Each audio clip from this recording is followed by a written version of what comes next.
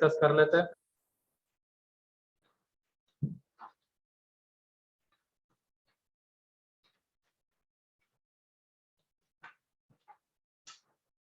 Section D, तो इसमें D1 exercise 1 part 1 section D, D1 D2 में डाउट है। यहाँ पे क्या है, unit vector same and P such that, ये एंगल के लिए होता है नोटेशन, ठीक है। ऊपर में जो ये लिखा हुआ है इसका मतलब एम और एन के बीच का एंगल, ये एम और एन के बीच का एंगल, ये यूनिट वेक्टर्स है, ठीक है। और इनके बीच का एंगल मान लेते हैं थीटा है। And then p vector and m cross n vector, तो इनके बीच का एंगल भी थीटा, ये दोनों इक्वल गिवन है। Then find the value of n p m. अच्छा ये अल्फा गिवन है, अल्फा है, ये अल्फा है, ठीक है। एनपीएम की वैल्यू चाहिए इन टर्म्स ऑफ अल्फा, तो आसानी तो था ये क्या आ जाएगा एक तरीके से n dot p cross m, ये आ जाएगा, ठीक है। अब इसमें हम जैसे ये एनपीएम था, सर्कल की अगर बात करते तो यहाँ पे एन पी और एम ये था, तो इसको हम एम एन पी ऐसे लिख सकते हैं, ठीक है, एम एन पी लिख सकते हैं। और देन ये एम एन पी को m cross n dot p, ठीक। अब उसके बाद एम और एन के बीच का जो एंगल है वो है अल्फा, ठीक है। पहले और ये इन दोनों के बीच का एंगल कितना, ये भी अल्फा है, तो ये आ जाएगा magnitude of m cross n magnitude of p into cos alpha. अब उसके बाद इसके जब मैग्नीट्यूड की बात करेंगे तो ये कितना आ जाएगा, magnitude of M magnitude of N sine alpha आ जाएगा, ये कॉस अल्फा है, और यहाँ पे इंटू में साइन अल्फा आ जाएगा। और ये एम एन पी कैसे वेक्टर से यूनिट वेक्टर, तो ये 1 1 1, इसका मतलब ये कितना आने वाला है, cos alpha into sine alpha, ठीक है। फिर उसके बाद D3 हो गया, D4 D5 D6 D7 D7 में डाउट है, x is equal to this, x in terms of ये है, तो यहाँ पे x vector plus 1 upon magnitude of p का square p dot x into P vector is equal to q vector, ठीक है। देन हमें क्या दिखाना है, ये p dot x is equal to 1/2 into p dot q। अच्छा ये गिवन है, तो शो करना है। अच्छा देन शो दैट ये है, एंड x वेक्टर को हमें p एंड q के टर्म्स में भी रिप्रेजेंट करना है, ठीक है। अब p डॉट x को हमें इस टर्म्स में रिप्रेजेंट करना है, तो हम दोनों तरफ क्या ले लेंगे, p के साथ डॉट ले लो, यहाँ पे इसका p के साथ डॉट ले लो, तो हमें क्या मिल जाएगा, x डॉट p, फिर ये p डॉट x मतलब x डॉट p है, यहाँ पे p डॉट p कितना आ जाएगा, मैग्नीट्यूड ऑफ p का स्क्वायर, तो cancel out is equal to p dot q। तो ये देख लो x डॉट p कितना आ रहा है, 1/2 इंटू p डॉट q। अब एक बार x डॉट p मिल गया तो हो गई ना कहानी खत्म, x vector is equal to कितना आ जाएगा, q माइनस ये x डॉट p कितना है, p डॉट q, इसको इधर लेके आ रहे हो, ठीक है।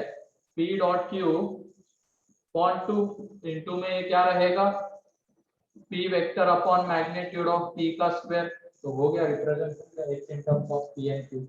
यही दिया होगा पीछे, यही तो निकालना था बस, एक बार ये निकल चुका, इसको इधर लेके जाएंगे आंसर आ जाएगा। D8 x exists, let there exist x satisfying the condition this x in terms of ACD, x in terms of ACD। पीछे क्या दिया गया है, बी क्या है वहां पे, बी क्या है,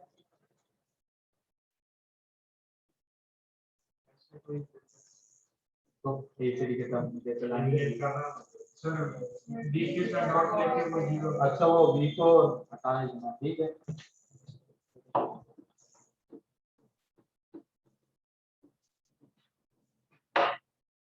क्या था ये, x cross a vector is equal to है सी क्रॉस डी, ठीक है, and x vector plus 2d vector is equal to b cross d. अगर हम यहाँ पे डी के साथ डॉट प्रोडक्ट लेते हैं तो डी के साथ डॉट प्रोडक्ट लेंगे वो तो 0 हो जाएगा। यहाँ पे हमें क्या मिलेगा, x dot D plus 2 into magnitude of D का स्क्वायर इज इक्वल टू 0। तो एक्स डॉट डी जो है वो आ जाएगा यहाँ पे कितना, -2 into magnitude of D square, ठीक है, ये आ जाएगा। अब हम यहाँ पे क्या करेंगे, दोनों तरफ डी के साथ क्रॉस ले लेंगे, उससे क्या हो जाएगा, यहाँ पे वेक्टर ट्रिपल प्रोडक्ट लगा के हमें क्या मिलेगा, एक्स डॉट डी, एंड जो एक्स डॉट डी मिलेगा उसकी जगह पे ये पुट कर देंगे। तो इसमें दोनों तरफ क्रॉस ले लेंगे डी के साथ, तो x vector cross a vector cross d vector is equal to c cross d, ठीक है। अब ये देखो इससे क्या मिलेगा हमें, x dot d into a vector minus a dot d into x vector is equal to, यहाँ पे भी अगर लगाना चाहो तो लगा सकते हो या ऐसे ही रहने दो, जिस तरीके के ऑप्शंस रहेंगे। अब ये एक्स डॉट डी किसके इक्वल आ रहा है, -2d स्क्वायर, तो उसको उधर भेज दो एंड एक्स वेक्टर का कोएफिशिएंट है उससे डिवाइड कर दो तो एक्स वेक्टर हमें मिल जाएगा, ठीक है। फिर उसके बाद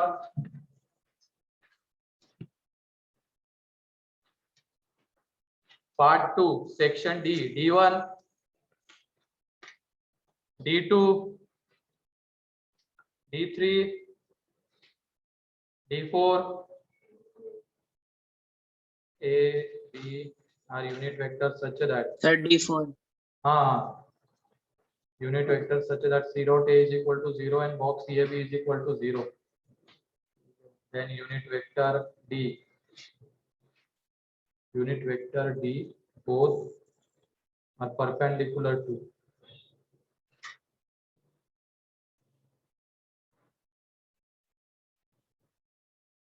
then unit vector D both A and C is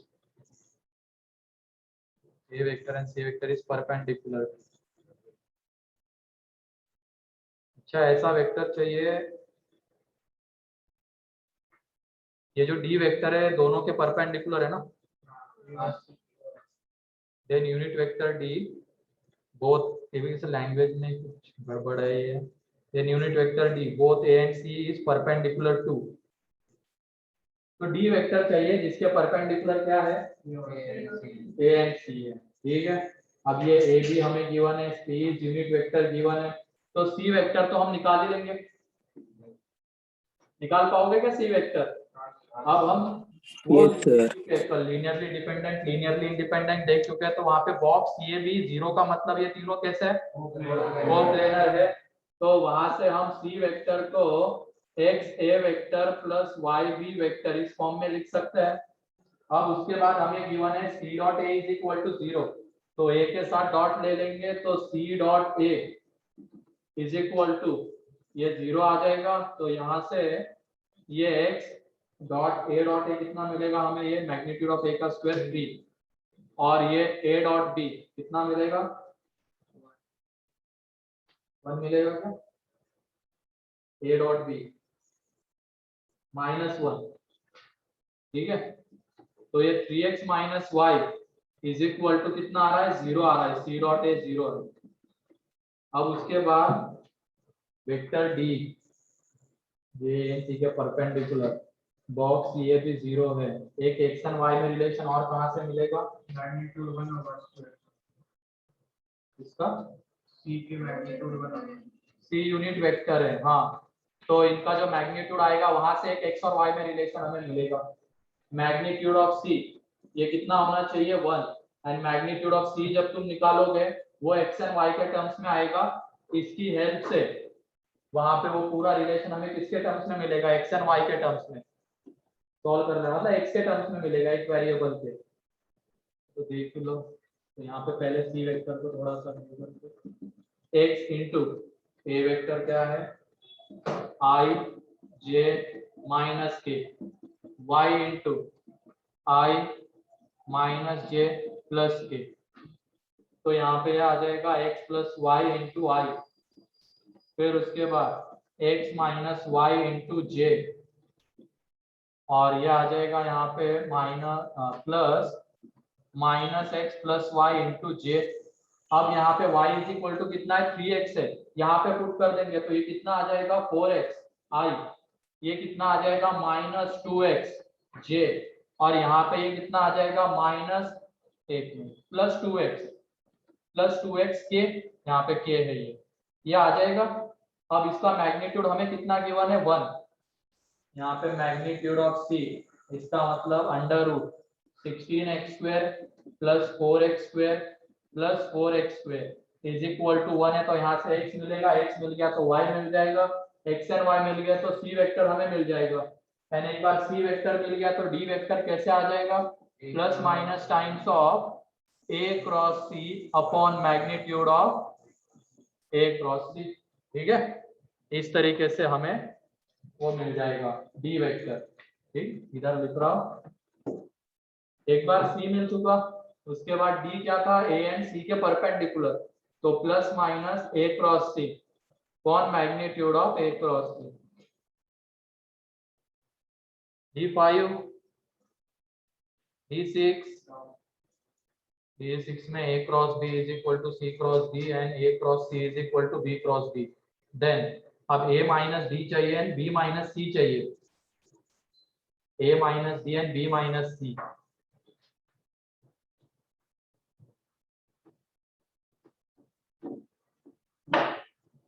यहाँ पे a cross b is equal to c cross d, इधर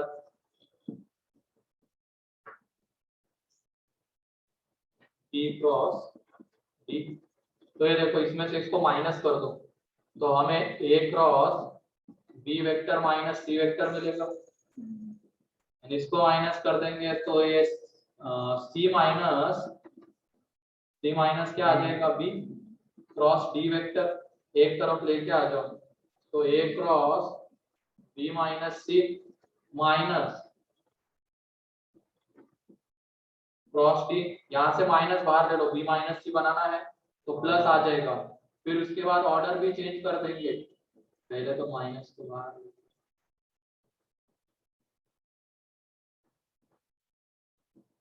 ये इज इक्वल टू 0, ये इज इक्वल टू 0। ठीक है, अब यहाँ पे ऑर्डर चेंज कर देंगे तो माइनस जनरेट हो जाएगा, minus d cross b minus c। तो यहाँ पे हम इसको a minus d cross b minus c is equal to 0 लिख सकते हैं। इनका क्रॉस 0 आने का मतलब ये दोनों कैसे पैरेलल, यानी ये दोनों पैरेलल है, इसका मतलब दोनों कैसे कोलिनियर, तो लीनियरली डिपेंडेंट। तो इसमें कौन सा ऑप्शन गलत आएगा फिर, डी वाला।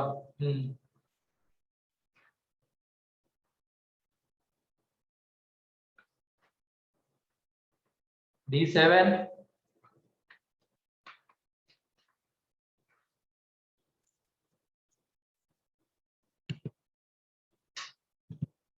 फिर उसके बाद D8 D9 D10 D8 D8 A B C B Sir, unit D8 sequence B is not parallel to C, ABC is unit vector such that B is not parallel to C, and हमें given है A cross 2B cross C is equal to B vector, then angle that A makes with B and C are respectively.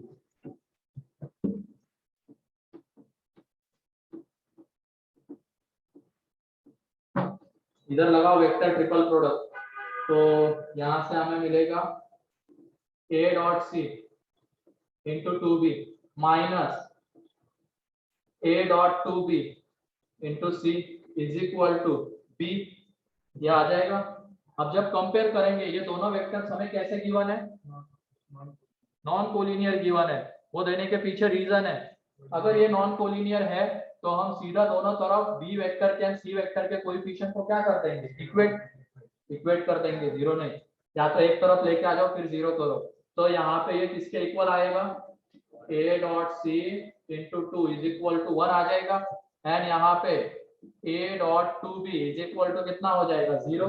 अब यहाँ पे ए सी unit vectors है तो इनके बीच का एंगल थीटा है, ठीक है, इनके बीच का एंगल थीटा मान लेते हैं, तो यह आ जाएगा 2 into cos theta is equal to 1, तो cos theta is equal to 1/2, तो थीटा इज इक्वल टू 5/3। यहाँ पे ये 0 हो जा रहा है, इसका मतलब इनके बीच का एंगल कितना है, 5/2 है। इस तरीके से एंगल मिल जाएगा 5/3 एंड 5/2। रीजन था वो नॉन कोलिनियर देने के पीछे। अब ये कैसा है, एक तरीके से ये स्केलर है, ये भी एक स्केलर है, मतलब x b vector plus y c vector is equal to x dash b vector plus y dash c vector. अगर नॉन कोलिनियर होते तो हम क्या करते थे, x dash and y dash करते थे, तो वही किया यहाँ पे भी। तो पढ़ा होगा तो याद रहेगा, नहीं पढ़ा होगा नहीं होगा। फिर उसके बाद D9 D8, D8 तो हो गया ना, D9 D10 D6 भी डाउट है, D6 पहले का ही देख रहा हूँ, D10 11 12 the value of r if where r vector is equal to this and r cross c is equal to d। Lambda हमें चाहिए, लैम्डा हमें चाहिए तो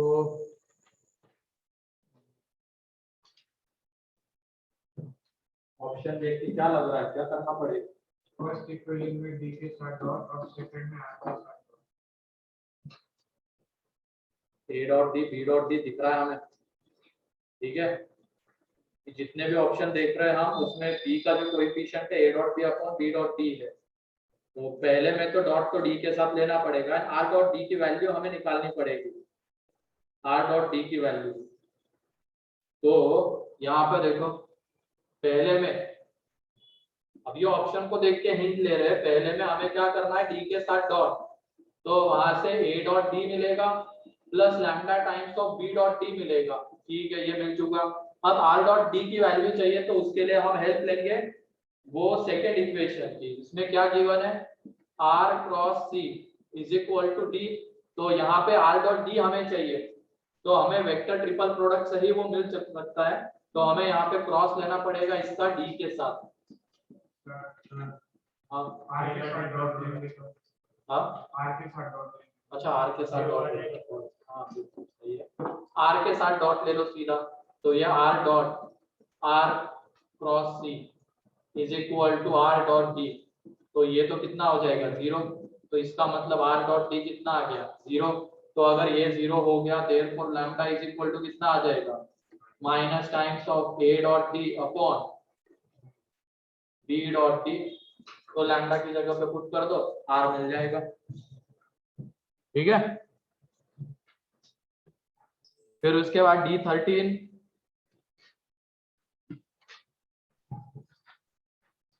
पार्ट 3 D1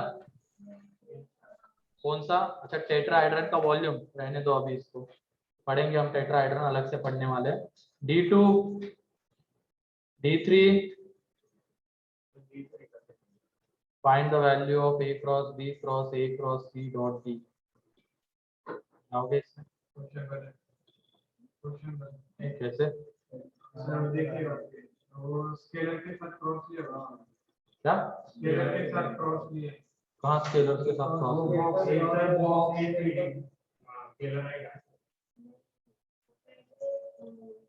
पहले वहां पे क्रॉस लेना है उन दोनों के बीच, ठीक है, मतलब वो a cross b cross a cross c, उनके बीच का क्रॉस पहले ले लो, और फिर उसके बाद जो वेक्टर आएगा उसका डॉट लेना है किसके साथ, डी के साथ। ये समझना पड़ेगा, वहां पे जो डिफाइन हो रहा होगा उसी के अकॉर्डिंगली बढ़ेंगे ना। अब तुम बाद वाला सोचने लग जाओगे ए क्रॉस सी डॉट डी, वो स्केलर आएगा, उसका क्रॉस कैसे ले सकते हो, वो तो डिफाइन ही नहीं होगा। तो पहले क्या करना है, यहाँ पे ये A cross B cross A cross B ये निकाल लो, A cross B cross A cross B ये निकाल लो, इसके बाद आगे, ठीक है। फिर उसका डॉट लेना किसके साथ, डी के साथ। अब उसके बाद कौन सा है, D4 बन गया, ठीक है। D4 तो वहां पे क्या स्केलर ट्रिपल प्रोडक्ट दिख रहा है क्या, 3 वेक्टर्स का। क्या हम उसको ऐसे लिख सकते हैं, a प्लस बी, अच्छा a क्रॉस बी है। पहले क्या करो, वो अंदर वाले को डील कर लेते हैं। यहाँ पे a cross b dot a minus 2b, cross है क्या, हाँ क्रॉस।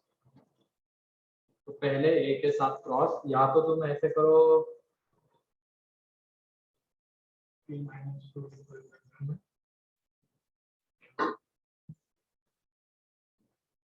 इसको हम ऐसे भी कर सकते हैं ना, पोजीशन चेंज करके। ये मान लो पहला वाला वेक्टर क्या है, d1 वेक्टर है डॉट, यहाँ पे ये d2 वेक्टर है क्रॉस, ये d3 वेक्टर है, ठीक है। थोड़ा सा और सिंप्लीफाई कर रहे हैं हम लोग यहाँ पे, वरना हमें क्या करना पड़ेगा, वहां पे ए बी की वैल्यू अलग अलग निकालना पड़ेगा, थोड़ा लेंथी हो जाएगा, उससे भी आंसर आ जाएगा, लेकिन और इजीली आ सकता है।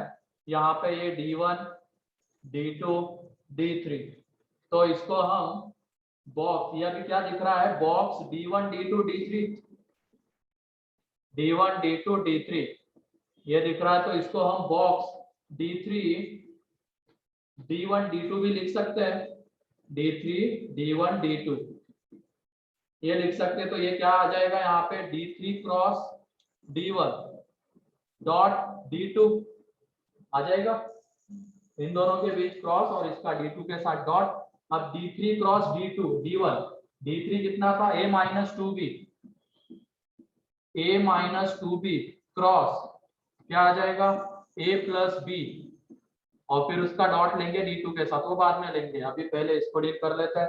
यहाँ पे पहले क्या आ जाएगा, a क्रॉस a 0, फिर उसके बाद क्या आ जाएगा, a cross b, a cross b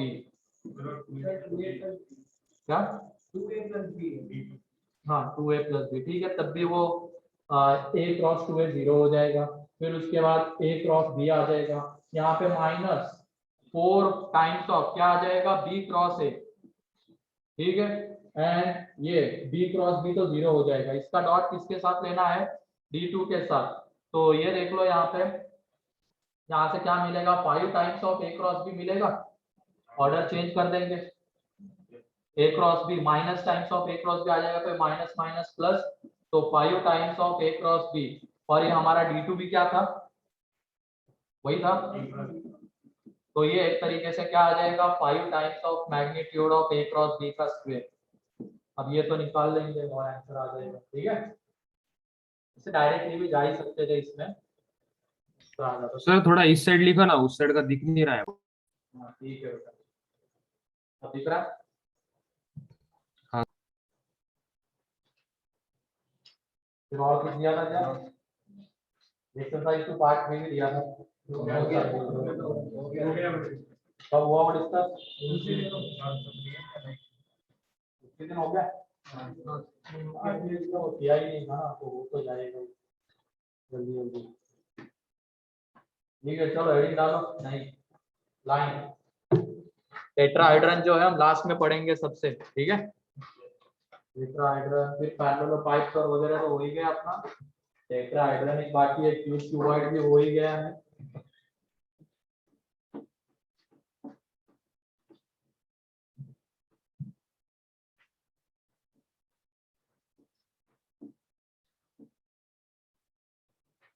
line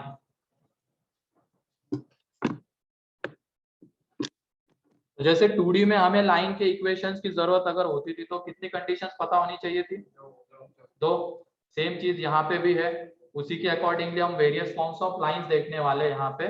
ठीक है, एक बार पीछे का थोड़ा सा पढ़ लो, वो डॉट क्रॉस।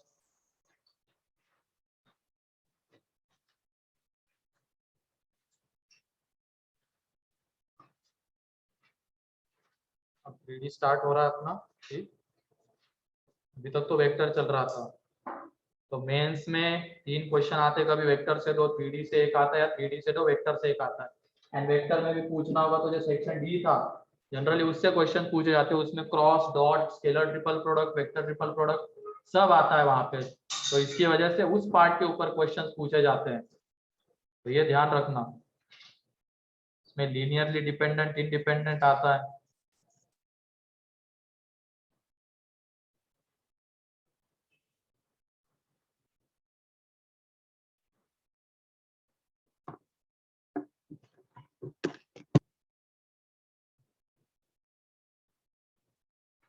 तो लाइन के कंडीशन के लिए, लाइन का इक्वेशन निकालने के लिए 2 कंडीशंस की जरूरत होती है। तो उसी के अकॉर्डिंगली हम आ जाएंगे वेरियस फॉर्म्स ऑफ लाइंस के ऊपर। तो लिखो various forms of lines, various forms of lines. तो सबसे पहला फॉर्म है equation of line passing through 2 points, equation of line passing through 2 points. तो इसको हम दोनों फॉर्म में देखने वाले हैं, एक तो वेक्टर फॉर्म में भी देखेंगे एंड कार्टेशियन फॉर्म में भी देखेंगे। कार्टेशियन फॉर्म मतलब कोऑर्डिनेट के टर्म्स में। तो वेरियस फॉर्म्स ऑफ लाइंस में पहला है equation of line passing through 2 points. तो पहले वेक्टर फॉर्म में इसका इक्वेशन हम लिखते हैं, वेक्टर फॉर्म। देखो equation of line passing through, equation of line passing through point A, उस position vector is A vector, ऐसे लिखना ए, एंड पोजीशन वेक्टर क्या है उसका, A vector. And point B, उसका पोजीशन वेक्टर क्या है, B vector. Equation of line passing through point A and B is r vector is equal to a vector plus lambda times of b minus a vector, या तो r vector is equal to b vector plus lambda times of b vector minus a vector, दोनों में से कोई एक ही। ठीक है, अब इसका प्रूफ देख लो। लाइन है, किससे पास कर रही है, ए एंड बी से पास कर रही है। मतलब ये ए पॉइंट हो गया और यहाँ पे ये बी पॉइंट हो गया। ठीक है, तो ये इनके पोजीशन वेक्टर। और हम 2D में क्या करते थे लाइन के इक्वेशन के लिए, इसी के ऊपर एक कोई तीसरा पॉइंट ले लेते थे। वैसे ही यहाँ पे तीसरा पॉइंट लेंगे जिसका पोजीशन वेक्टर हम ले लेंगे आर वेक्टर। ठीक है, आर वेक्टर ले लेंगे। अब तुम लोग बताओ यहाँ पे अगर हम आर ए वेक्टर की बात करते हैं, r a vector and a b vector, ये दोनों कैसे है, r a vector and a b vector parallel है, पैरेलल है ना। R a vector and r b vector parallel है, तो पैरेलल है मतलब कोलिनियर है, एंड कोलिनियर है तो हम एक को दूसरे के लीनियर कॉम्बिनेशन के फॉर्म में लिख सकते हैं। तो इसका मतलब यहाँ पे आर ए वेक्टर क्या हो जाएगा, lambda times of a b vector. यानी ये आर ए वेक्टर मतलब क्या रहेगा, position vector of a minus position vector of r, या इसी को हम ए आर वेक्टर भी लिख लेंगे, A R vector and A R vector. तो position vector of R minus position vector of A is equal to lambda times of, तो यहाँ से R vector is equal to हमें कितना मिल जाएगा, A vector plus lambda times of B vector minus A vector.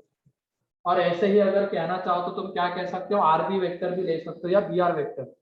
अगर ये equation अगर हमें चाहिए तो हम क्या ले लेंगे, b r vector is parallel to a b vector, तो वहां से वही फॉर्म में आ जाएगा। तो बेसिक कंसेप्ट तो क्लियर है। अगर ये पैरेलल है तो लीनियर कॉम्बिनेशन की हेल्प से हम इसको कर रहे हैं और इस फॉर्म में लेके आ रहे हैं। तो ये है vector form of line passing through 2 points a and b. देखो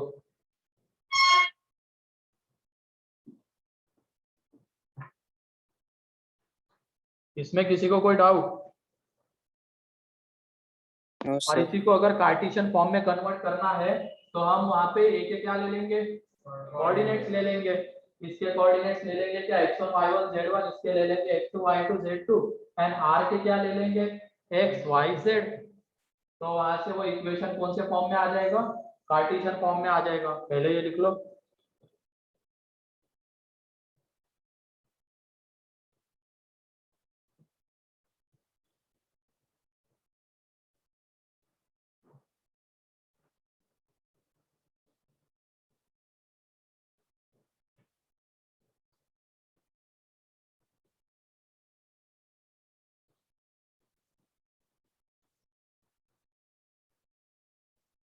हो गया? अगला है इसी में Cartesian form. Cartesian form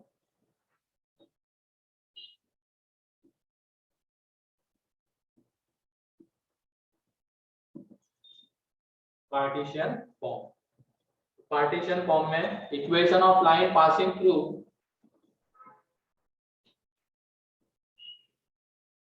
points A, इसके coordinates x1 y1 z1 and b x2 y2 z2, to y2 z2.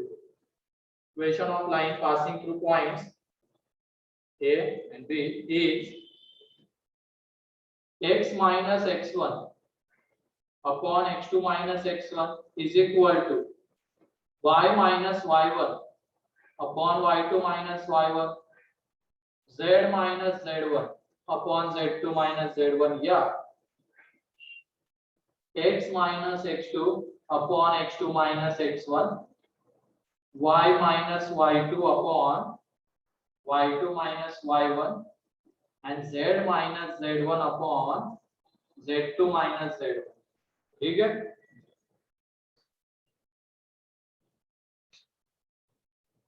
और इसी को कहते हैं सिमेट्रिक फॉर्म ऑफ लाइन।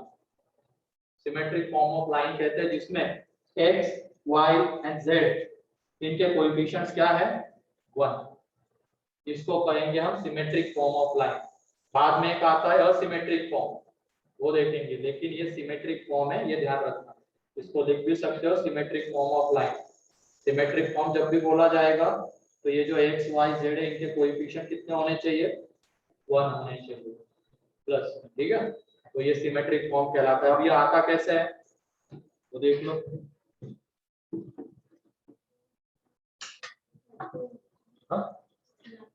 हाँ, यहाँ पे z माइनस x, लाइन दो पॉइंट से पास कर रही है ए बी।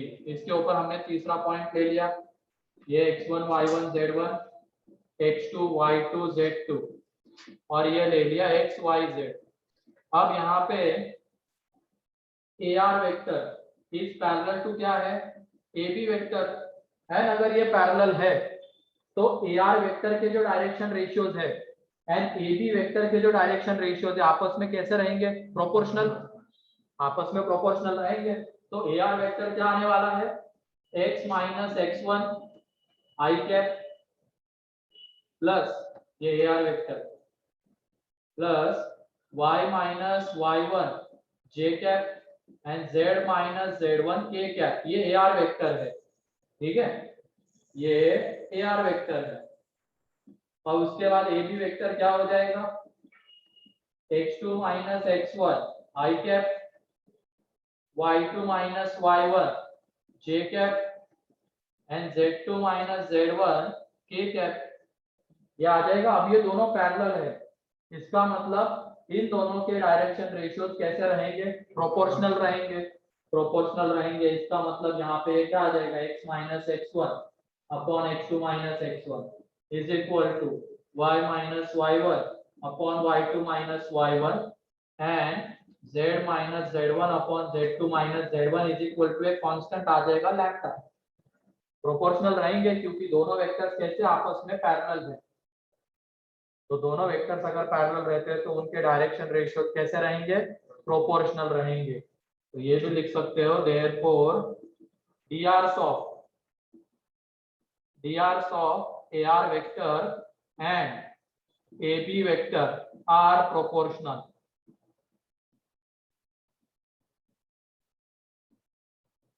आर प्रोपोर्शनल,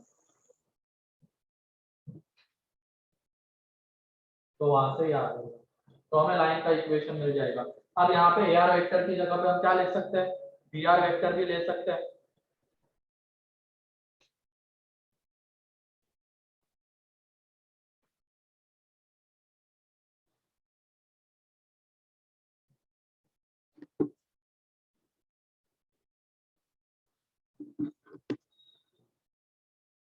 हो गया, तो ये हो गया 2 पॉइंट से पास होने वाले लाइन का इक्वेशन वेक्टर फॉर्म में।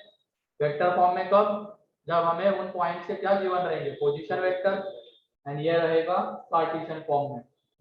और वेक्टर को भी हम कार्टेशियन के टर्म्स में रिप्रेजेंट कर सकते हैं। जैसे मान लो ए पॉइंट के पोजीशन वेक्टर है i + j + k, तो कोऑर्डिनेट्स क्या ले लेंगे 1 1 1, तो उसके अकॉर्डिंगली उसको कार्टेशियन में भी ला सकते हैं। तो जनरली कार्टेशियन में लाने की कोशिश करना, ज्यादातर क्वेश्चन कार्टेशियन में होते हैं। अब अगला है वेरियस फॉर्म्स ऑफ लाइंस में सेकंड है equation of line, equation of line passing through, equation of line passing through given point, equation of line passing through given point and parallel to the given vector, and parallel to the given vector, मतलब एक point से पास कर रही है, एक vector के parallel है या उसके अलोंग एक पैरेलल वेक्टर गिवन है। तो लिखो इसमें वेक्टर फॉर्म में उसका equation,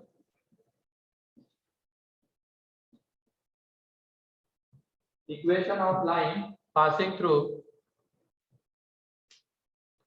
equation of line passing through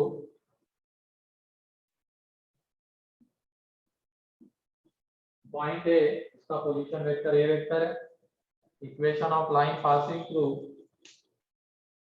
ए, इसका पोजीशन वेक्टर ए है, and parallel to, and parallel to vector, and parallel to vector b, and parallel to vector b, equation of line passing through a point and parallel to vector b, equation is r vector is equal to a vector plus lambda b vector, r vector is equal to a vector plus lambda b vector। अब ये आपका कैसे है,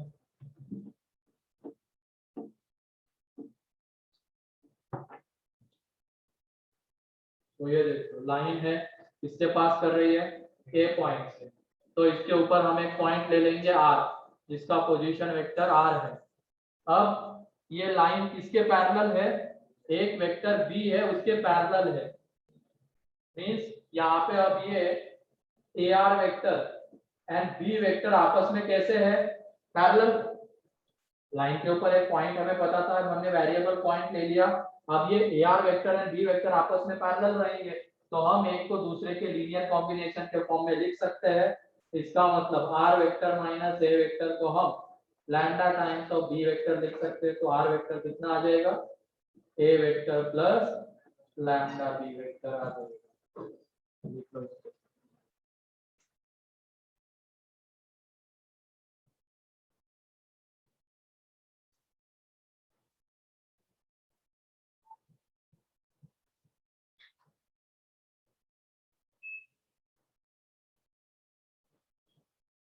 ये vector form हो गया, जल्दी से लिख लो। उसके बाद कार्टेशियन फॉर्म लिखना है,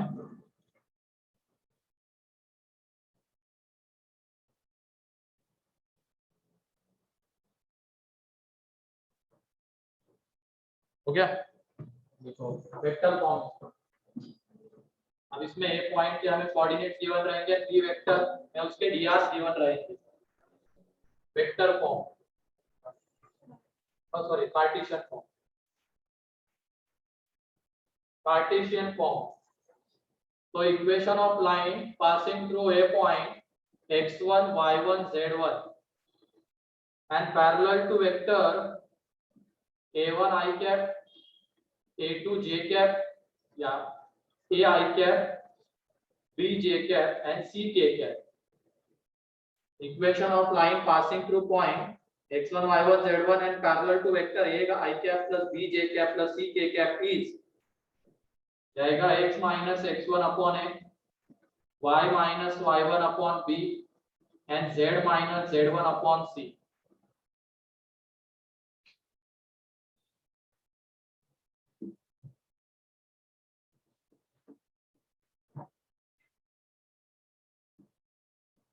तो ये ए पॉइंट है इसके ऊपर, यहाँ पे आर पॉइंट ले लिया वेरिएबल पॉइंट, और ये पैरेलल है कौन से वेक्टर के, A I cap plus B J cap plus C K cap इस वेक्टर के पैरेलल है। ठीक है, तो यहाँ पे ये ए आर वेक्टर जो है पैरेलल टू क्या आ जाएगा, दिस वेक्टर, इसको नाम दे देते हैं d vector, this parallel to d vector.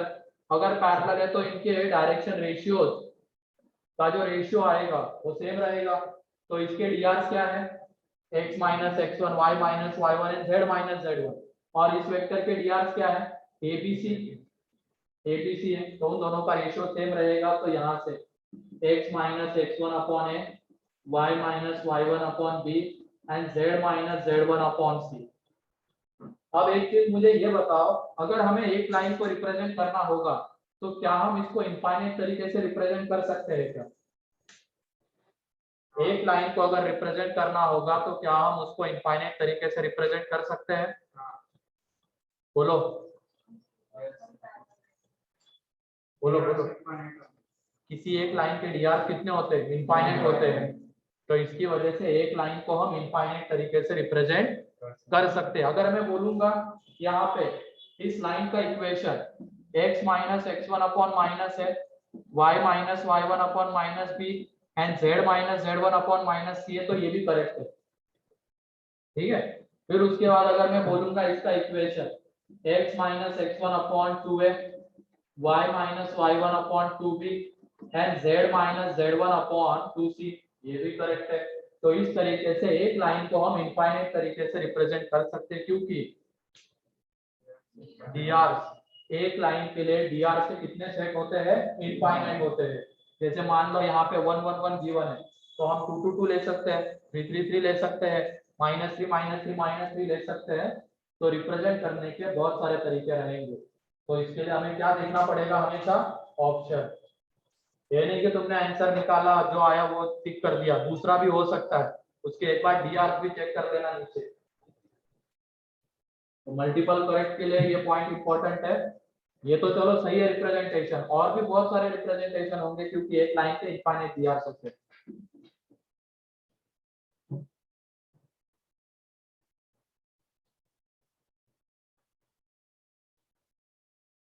जब भी क्वेश्चन आएगा मल्टीपल करेक्ट वाला, ऑप्शन को ध्यान से देखना।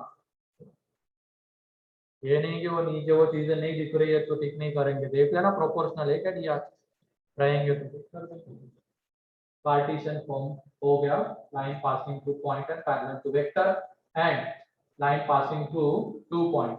और सिमेट्रिक फॉर्म क्या होता है वो तो बता ही दिया। सिमेट्रिक फॉर्म इसी को कहते हैं जिसमें एक्स वाई जेड का कोएफिशिएंट क्या रहेगा, +1 रहेगा। और सिमेट्रिक फॉर्म जो आएगा वो बाद में देखेंगे, प्लेन के बाद, क्योंकि दो प्लेन अगर इंटरसेक्ट कर रहे हैं तो क्या वो एक लाइन ऑफ इंटरसेक्ट इसके ऊपर इंटरसेक्ट कर सकते हैं क्या? जैसे मान लो ये एक प्लेन है, ये एक प्लेन है, एक लाइन के ऊपर इंटरसेक्ट कर रहे हैं ना, तो इन दो प्लेन से अगर हम इसका इक्वेशन निकालने जाएंगे तो वो असिमेट्रिक फॉर्म में आता है, वो बाद में देखेंगे। उसको सिमेट्रिक में कैसे कन्वर्ट करते हैं वो भी देख लेंगे, लेकिन अभी के लिए तो ये है। देख लो एक बार ये सारे पॉइंट्स, क्वेश्चंस करते हैं अब।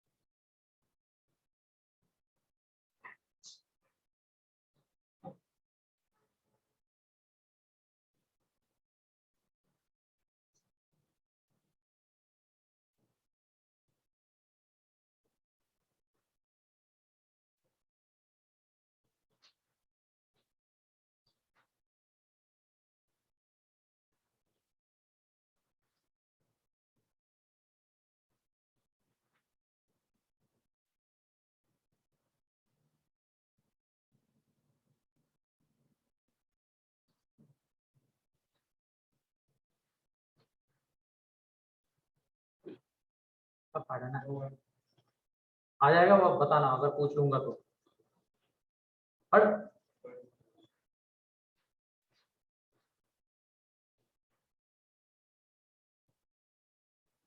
और फुट ऑफ परपेंडिकुलर इमेज वगैरह हम क्वेश्चन के थ्रू ही देखेंगे। फुट ऑफ परपेंडिकुलर क्या होता है ये तो पता है, इमेज क्या होता है ये पता है, ठीक है। अब ये बताओ एक लाइन से इक्विडिस्टेंट कितने पॉइंट्स होंगे? सोच सोच सोचो। इनफाइनाइट। अगर हम इक्विडिस्टेंट की बात करेंगे तो एक लाइन से इक्विडिस्टेंट ऐसे कितने पॉइंट रहेंगे? जैसे मान लो डिस्टेंस 2 है तो लाइन से 2 डिस्टेंस पे कितने पॉइंट्स रहेंगे? इनफाइनाइट में बातें हो रही है, ठीक है, ये 2D की बात नहीं है। क्या कैसे बता इनफाइनाइट? क्या अलग प्लेन में? क्या प्लेन की बातें कर रहे हैं? मतलब ये मान लो ये लाइन है तो इसके अराउंड एक 2 रेडियस का सर्कल बना लो, तो उस सर्कल के ऊपर के जितने भी पॉइंट्स रहेंगे उनका इस लाइन से डिस्टेंस कितना रहेगा? 2। 3D में थोड़ा सा इमेजिन करना पड़ेगा हमें, लेकिन हम 2D में बात करते थे तो 2 डिस्टेंस पे 2 ही पॉइंट रह सकते थे, ठीक है, लेकिन 3D में कितने रहेंगे? इनफाइनाइट रहेंगे। तो ये ध्यान रखना थोड़ा। आप लिखो, क्वेश्चन लिखो।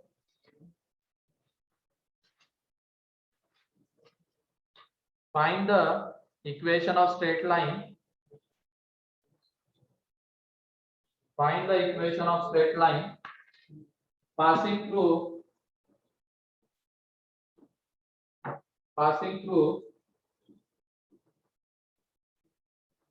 A point and B point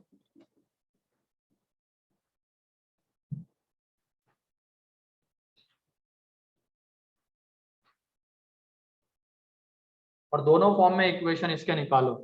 find the equation of line in vector and Cartesian form passing through these 2 points. जल्दी से।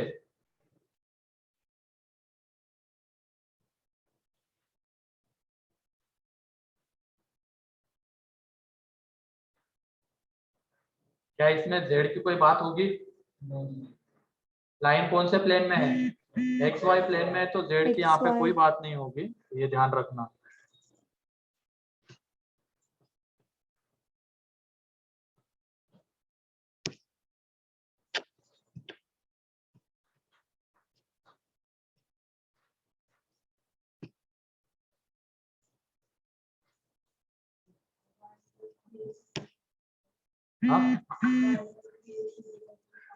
y plus 3x is equal to 5। भैया आ रहा है? पहले तो उसको वो फॉर्म में देखो, कौन से वेक्टर फॉर्म में क्या आ जाएगा? r vector is equal to a का position vector i plus 2j plus lambda times of b का पोजीशन वेक्टर माइनस a का, तो i माइनस 3j ये आ जाएगा। बोलो, ये हो गया कौन से फॉर्म में? वेक्टर फॉर्म में। अब कार्टेशियन में कन्वर्ट करना है तो अब इसको हम 1, 2, 2, -1 थोड़ी लिखेंगे, डायरेक्टली यहाँ पे क्या लिखेंगे इसको? x i vector plus y j vector वो ले लेंगे, ठीक है। x i vector plus y j vector ले लेंगे और प्लस z k वेक्टर, ठीक, z k वेक्टर ले लेंगे। जैसे यहाँ पे मतलब तो सेंस तो बनता नहीं है इसको z k वेक्टर लेने का, तो x a vector plus y j vector is equal to, यहाँ पे i के कोएफिशिएंट देख लो, क्या 1 प्लस लैम्डा, एंड j के कोएफिशिएंट कितने आ जाएंगे? 2 माइनस 3 लैम्डा। तो इनको क्या कर देंगे? इक्वेट। तो x इज इक्वल टू कितना आ रहा है? 1 plus lambda, y is equal to कितना आ रहा है? 2 माइनस 3 लैम्डा। तो यहाँ पे x minus 1 is equal to lambda and y minus 2 upon minus 3 is equal to lambda. दोनों को इक्वेट कर दो तो x एंड y ने इक्वेशन को कार्टेशियन फॉर्म। तो वेक्टर से कार्टेशियन में कन्वर्ट करना है तो सिंपली क्या ले लेंगे? r वेक्टर को बस हम xi plus yj plus z के, अगर इसमें भी आ जाता प्लेन में स्पेस में आ जाता तो z कैप भी ले लेते, z के कैप। तो ये इक्वेट करो तो इक्वेशन है। नेक्स्ट,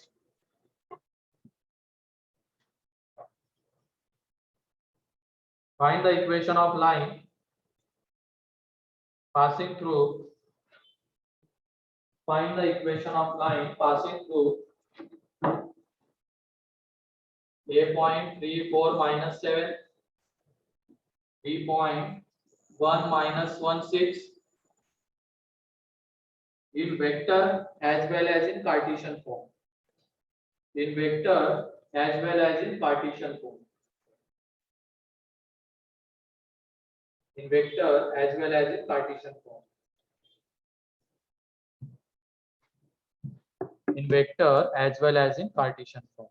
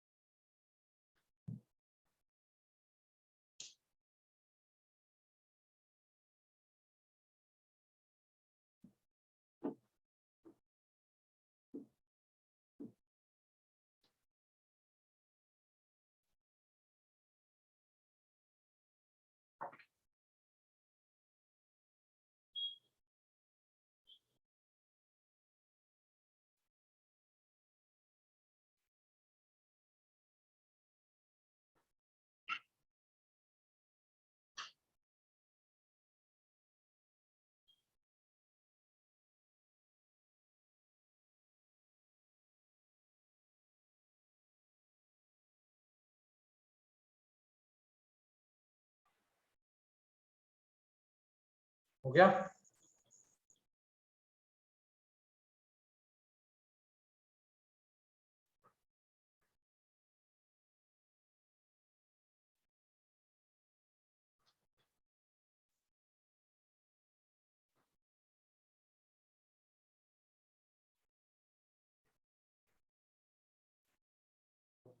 क्या है? 3i cap plus 4j cap minus 7j cap plus lambda minus 2i cap minus 5j cap plus 13.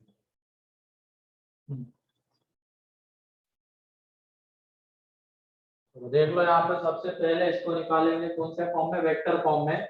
तो r vector is equal to, a का पोजीशन वेक्टर क्या आएगा, या बी का भी ले सकते हो तुम लोग, अभी पार्टीशन फॉर्म में गिवन है तो position vector 3i cap plus 4j cap minus 7k cap, चाहो तो इसकी जगह पे वो बी वाला भी ले सकते थे, प्लस लैम्डा टाइम्स ऑफ, अब बी का पोजीशन वेक्टर माइनस ए का पोजीशन वेक्टर, तो वो क्या आ जाएगा, या तो ए का पोजीशन वेक्टर माइनस बी का, तो यह आ जाएगा 2i कैप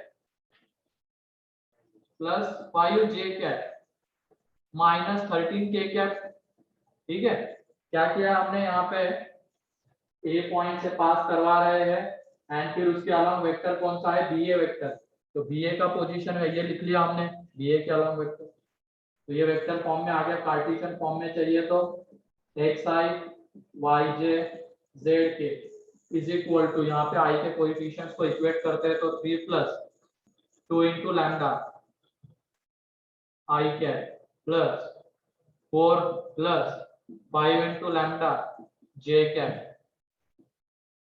एंड यहाँ पे minus 7 plus 13 lambda into k cap, equate कर दो तो x इज इक्वल टू आ जाएगा 3 plus 2 lambda, y is equal to आ जाएगा 4 plus 5 lambda, and z is equal to आ जाएगा माइनस 7 माइनस 13 लैम्डा, तो यहाँ से ये x minus 3 upon 2 lambda, y minus 4 upon 5 lambda, and z plus 7 upon minus 13 is equal to lambda, equate कर देंगे तो x minus 3/2 y minus 4/5 and z plus 7/13, ये उसका इक्वेशन है।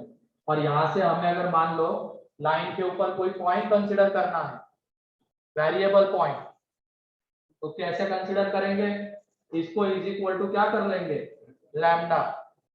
ध्यान रखना ये काम में आने वाला है, अगर लाइन के ऊपर हमें कोई वेरिएबल पॉइंट कंसीडर करना है और लाइन का इक्वेशन हमें गिवन है, तो कार्टेशियन फॉर्म में अगर गिवन है तो इसको इज इक्वल टू लैम्डा ले लेंगे, तो वहां से एक्स कोऑर्डिनेट जो आएगा ये आ जाएगा, वाई आ जाएगा और जेड ये आ जाएगा, तो लाइन के ऊपर हमें वेरिएबल पॉइंट मिल जाएगा और उसके थ्रू हम आगे जो करना होगा वो कर लेंगे, वो आगे क्वेश्चन देखेंगे। तो ध्यान रखना जब भी लाइन के ऊपर वेरिएबल पॉइंट चाहिए होगा, कार्टेशियन फॉर्म को लैम्डा के इक्वल ले लेंगे एंड एक्स वाई जेड को लैम्डा के टर्म्स में निकाल लेंगे। इंपॉर्टेंट है ये वाला पॉइंट, पैरामीट्रिक में 2D में पैरामीट्रिक कितना इंपॉर्टेंट था वैसे ही सेम यहाँ पे है, ये एक तरीके से मान सकते हो, अगर ये गिवन है ना ये वाला जो फॉर्म गिवन है, तो इसको तुम पैरामेट्रिक फॉर्म ऑफ लाइन भी बोल सकते हो इसको, क्योंकि एक्स वाई जेड एक पैरामीटर के फॉर्म में गिवन है लैम्डा, तो इसको तुम parametric form of this line भी बोल सकते हो। तो इसकी हेल्प से हमें क्या मिलेगा, लाइन के ऊपर अगर कोई वेरिएबल पॉइंट लेना है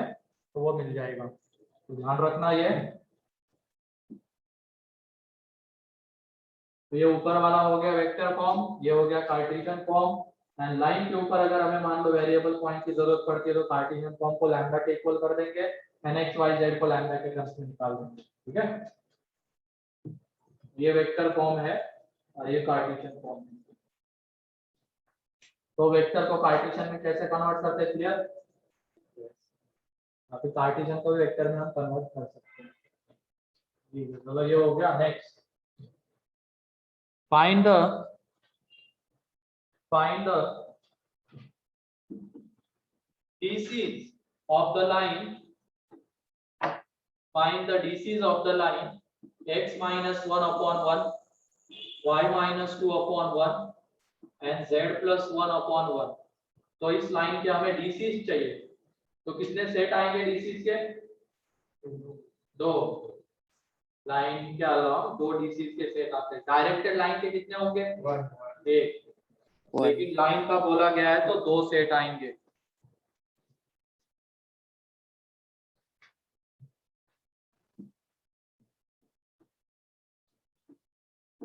तो इस लाइन के अलावा वेक्टर कौन सा है? इसको देख के बताओ ये लाइन कौन से पॉइंट से पास कर रही है? 1 2 -1। एंड उसके अलावा वेक्टर कौन सा है? Along vector. जैसे अगर हम उसका ये फॉर्म देखो, कौन सा? सेकंड वाला point, equation of line passing through point and parallel to the vector, उसका कार्टेशियन फॉर्म एक बार गौर से देखो। x minus x1 upon a, y minus y1 upon b and z minus z1 upon c। तो वो किससे पास करता है? x1 y1 z1। एंड इसके अलोंग वेक्टर कौन सा रहता है? a I cap plus b j cap plus c k cap. तो यहाँ पे ये कौन से पॉइंट से पास कर रही है? Passing through. तो उल्टा देखना भी आना चाहिए ना हमें। Point and parallel vector given है तो लाइन लिख सकते हैं। लाइन गिवन है तो कौन से पॉइंट से पास कर रही है, एंड उसके अलोंग वेक्टर क्या है ये बताना आना चाहिए। अब ये कौन से पॉइंट से पास कर रही है? 1 2 -1। एंड वेक्टर अलोंग लाइन, या अलोंग बोल सकते हैं ना पैरेलल वाले को भी, वेक्टर अलोंग लाइन आई कैप प्लस जे कैप प्लस के कैप। तो अगर ये वेक्टर लाइन के अलोंग है तो डीसीज बताओ। तो डीआर क्या आएंगे? डीआर 1 1 1, ये डीआर से। एंड डीआर से हम डीसीज निकाल सकते हैं। डीआर से डीसीज निकाल सकते हैं ना? कैसे? क्या? Vector along line.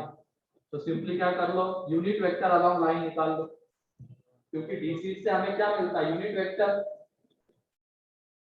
Unit vector along line, जो पैरेलल वेक्टर है उसको हम लाइन के अलोंग भी बोल सकते हैं। तो लाइन के अलोंग यहाँ पे वेक्टर क्या? आई जे के, ठीक है, आई प्लस जे प्लस के। तो यूनिट वेक्टर क्या आ जाएगा? प्लस माइनस 1/√3 इंटू आई कैप जे कैप के कैप। देयरफॉर डीसी के दो सेट आएंगे, कौन से? 1/√3 1/√3 1/√3 एंड -1/√3 -1/√3 -1/√3। ध्यान रखना, ठीक है।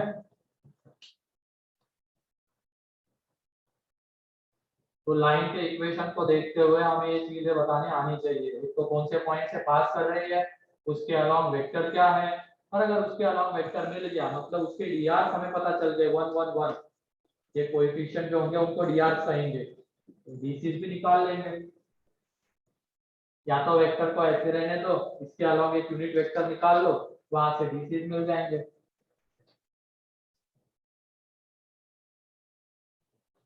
क्या?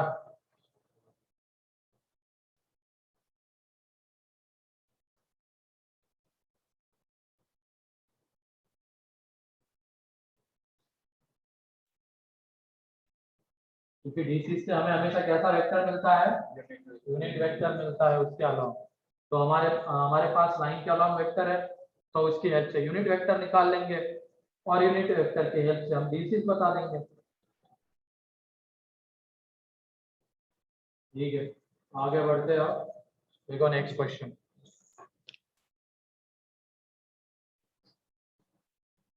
Find the equation of line passing through. Find the equation of line passing through 305. Passing through 305 and parallel to the line. And parallel to the line.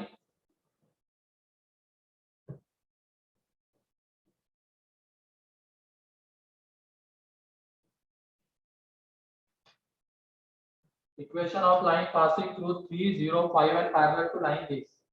तो ये पैरेलल टू लाइन देने जो दिया हुआ है उससे हमें क्या मिलेगा, लाइन के अलॉन्ग वेक्टर मिलेगा।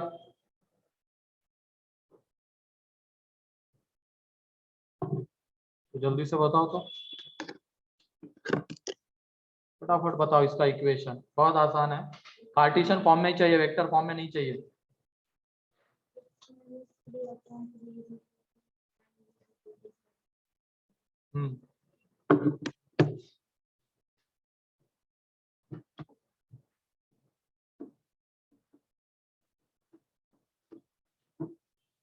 तो ये देखो इसके क्या है, पैरेलल, मतलब इसके अलोंग जो वेक्टर रहेगा वही वेक्टर जो हमें लाइन चाहिए उसके अलोंग रहेगा।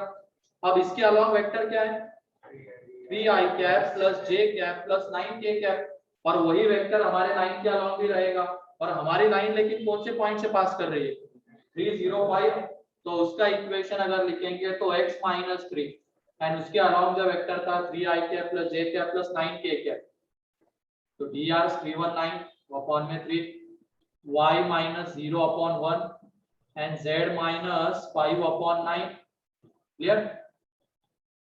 तो ये बोल रही हो उस लाइन का इक्वेशन रहेगा। देख लो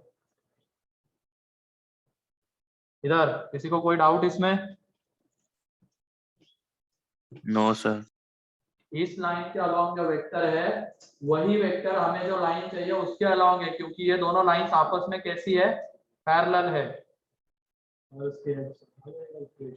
next,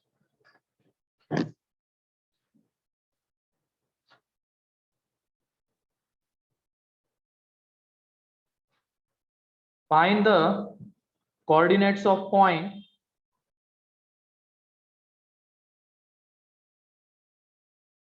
find the coordinates of point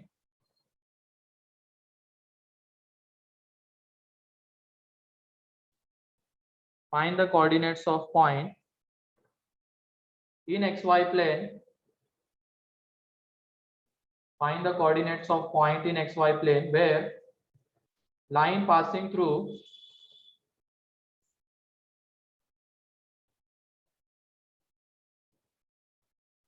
where line passing through 341 and 516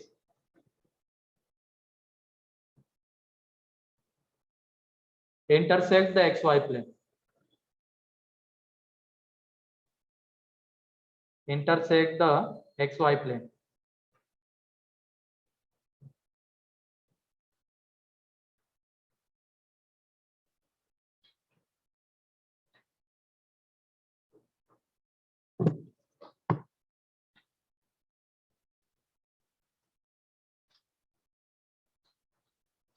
Intersect the xy plane.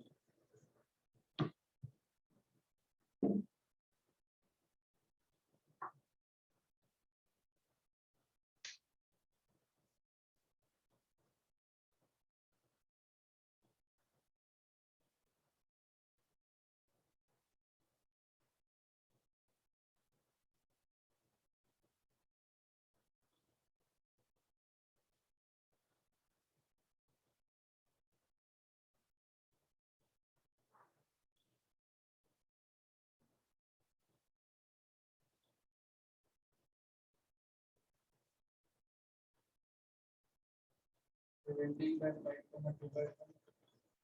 13 by 5 on 23 by 5. comma 0. 3.5 comma 48 by 5. क्या बता रहे हो तुम लोग, अलग अलग है तीनों के। 13 by 5 comma 23 by 5 comma 0। अगर एक्स वाई प्लेन में है तो जेड कोऑर्डिनेट, पहले तो लाइन का इक्वेशन लिख लो। लाइन का जब तुम इक्वेशन लिखोगे तो वो क्या आ जाएगा, x minus 3 upon x2 minus x1, तो 5 माइनस 3 तो 2। अब उसके बाद y माइनस, हम 3 4 1 को ले रहे हैं तो y माइनस 4 अपॉन 1 माइनस 4 तो minus 3, and z minus 1 upon 6 minus 1 तो 5। ठीक है, अब ये जो क्वेश्चन था इसके लिए हमें किसकी जरूरत पड़ने वाली है, पैरामेट्रिक फॉर्म की। मतलब अभी जो मैंने पैरामेट्रिक फॉर्म बोला था लैम्डा के टर्म्स में, उसकी हमें जरूरत पड़ने वाली है।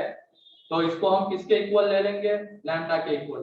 तो यहाँ से x इज इक्वल टू कितना आ जाएगा, 3 plus 2 lambda, y is equal to आ जाएगा 4 minus 3 lambda, and z is equal to आ जाएगा 1 प्लस 5 लैम्डा। ठीक है, अब xy प्लेन में z क्या होता है, 0 होता है। xy प्लेन में ये z 0 रहेगा इन xy प्लेन। इसकी हेल्प से हम लाइन के ऊपर कोई भी पॉइंट निकाल सकते हैं। जैसे जैसे लैम्डा चेंज होगा वैसे वैसे अलग अलग पॉइंट मिलता चला जाएगा, लेकिन हमें कौन सा पॉइंट चाहिए था जो xy प्लेन में लाई कर रहा है, तो z कोऑर्डिनेट उसके लिए 0 होगा in xy plane. z is equal to 0, therefore 1 plus 5 lambda is equal to 0, तो lambda is equal to minus 1 by 5। तो lambda यहाँ पे पुट कर देंगे तो x कोऑर्डिनेट, यहाँ पे पुट कर देंगे तो y कोऑर्डिनेट आ जाएगा। therefore x is equal to 3 minus 2 by 5 and y is equal to 4 plus 3 by 5, 13 by 5 and y is equal to आ जाएगा 23 by 5। तो जो पॉइंट है उसके कोऑर्डिनेट्स आ जाएंगे 13 by 5 कॉमा 23 by 5 कॉमा 0। तो ध्यान रखना पैरामेट्रिक फॉर्म इस तरीके से यूज होता है। लाइन के ऊपर अगर हमें कोई वेरिएबल पॉइंट चाहिए होगा तो उसको हम पैरामेट्रिक फॉर्म में रिप्रेजेंट करेंगे, एंड देन उसमें वो एक्स वाई प्लेन पे लाई कर रहा था उसके अकॉर्डिंगली कंडीशन लगा देंगे, लैम्डा आ जाएगा, पॉइंट मिल जाएगा। क्लियर? चलो बाकी की चीज है इसकी नेक्स्ट लेक्चर में देखेंगे। ये पॉइंट्स एक बार पढ़ के रख लेना, ये पैरामेट्रिक फॉर्म इंपॉर्टेंट है। ठीक है, आज के लिए इतना ही है, इसको जल्दी से लिख लो। आज के इसमें किसी को कोई डाउट?